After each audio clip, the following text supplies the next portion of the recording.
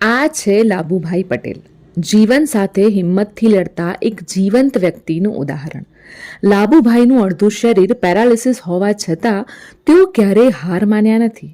તેઓ હાલ રસ્તા પર પડીકા વેચીને પોતાનું ગુજરાન ચલાવે છે, કારણ કે તેમનું માનવું છે કે ભીખ માગવા કરતાં મહેનત કરીને કમાવું વધારે ગૌરવપૂર્ણ છે. તેમના નાના પરિવારમાં માત્ર તેમની માતા અને લાભુભાઈ બસ 2 જ જણા છે. છતાં નાનકડા સંસારમાં બંને વચ્ચે પ્રેમ અને આત્મસન્માન ભરપૂર છે.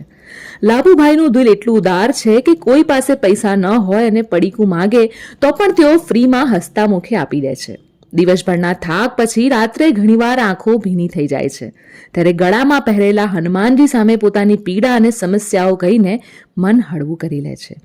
લાભુભાઈ તમને નિકોલ રોડ અથવા તો ખોડિયારનગર વિસ્તારમાં મળશે. જો રસ્તામાં મહેનતી માણસ દેખાય તો થોડું રોકાઈને સમય કાઢીને મદદ કરો. કદાચ તમારી નાની મદદ તેમના જીવનની મોટી આશા બની જાય.